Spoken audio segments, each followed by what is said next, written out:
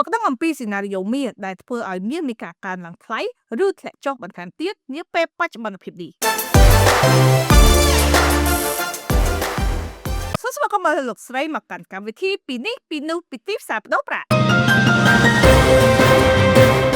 មកដឹងអំពីសេណារីយ៉ូឲ្យមាសធ្លាក់ថ្លៃនិងធ្លាក់ចុះនាពេលបច្ចុប្បន្នភាពនេះការវិភាគទៅលើនិន្នាការតម្លៃមាសគឺជាការបូកបញ្ចូលគ្នារវាងកត្តាសេដ្ឋកិច្ចនិងនយោបាយពិភពលោកយោងទៅតាមស្ថានភាពបច្ចុប្បន្នក្នុងឆ្នាំ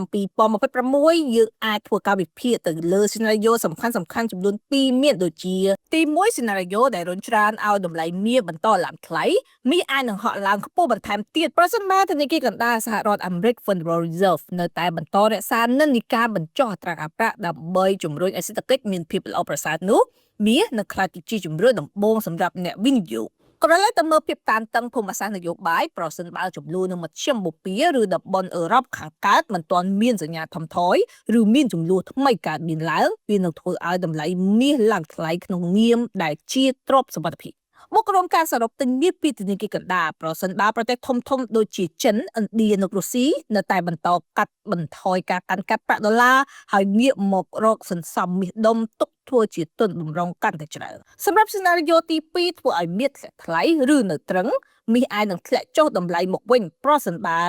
ទិន្នន័យការងារនៅសហរដ្ឋអាមេរិកបង្ហាញសញ្ញាល្អខ្លាំងវានឹងធ្វើឲ្យប្រាក់ដុល្លារមានការឡើងថ្លៃដែលធ្វើឲ្យសម្ពាធតម្លៃមាសមានការធ្លាក់ចុះប្រសិនបើអតិផរណាធ្លាក់ចុះមកដល់កម្រិតគោលដៅធនាគារកណ្ដាលអាចនឹងឈប់បញ្ចុះអត្រាការប្រាក់ឬអាចដំឡើងវិញដែលវាមិនសូវល្អសម្រាប់មាសនៅឡើយទេ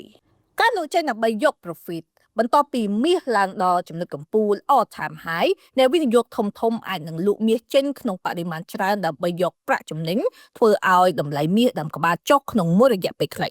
ការសន្និដ្ឋានបច្ចេកទេសជួញដូរ Technical Outlook តាមការពិនិត្យទៅលើ graph តម្លៃហាងចេញមាសជាមធ្យមសម្រាប់តម្លៃខ្ពស់ប្រសិនបើមាសឡើងបំបែកតម្លៃកំពូលចាស់វានឹងអាចហក់រកតម្លៃកំពូលថ្មីមួយទៀតដែលខ្ពស់ជាងមុនសម្រាប់តម្លៃទាបវិញប្រសិនបើតម្លៃមាសធ្លាក់ដល់ចំណុចទាបមាសនឹងអាចមានឱកាសឡើងថ្លៃមកវិញប្រសិនបើមិនបានបែកតម្លៃទាបនោះទេការវិនិយោគមាសគឺជាការវិនិយោគរយៈពេលវែងទោះបីជាតម្លៃមាសមានការឡើងចុះតំបន់ដដែលដែលគេហៅថាទីផ្សារ sideways ក្នុងរយៈពេលខ្លីក៏ដោយប៉ុន្តែក្នុងប្រវត្តិសាស្ត្រ20ឆ្នាំចុងក្រោយនេះតម្លៃមាសតែងតែមាននិន្នាការកើនឡើងជានិច្ចសាកសួរព័ត៌មានលម្អិតពីរបៀបបើកគណនីក៏ដូចជារៀនពីរបៀបទិញលក់យើងជួញដូរតាមរយៈប្រព័ន្ធធនាគារហើយលោកស្រីអាចធ្វើការទំនាក់ទំនងមកនឹងខ្ញុំសារ៉ារ៉ាសាន់ដេតាមលេខទូរស័ព្ទនៅខាងលើដើម្បីទទួលបានការប្រឹក្សាយោបល់និងការបើកគណនីជូនដោយឥតគិតថ្លៃ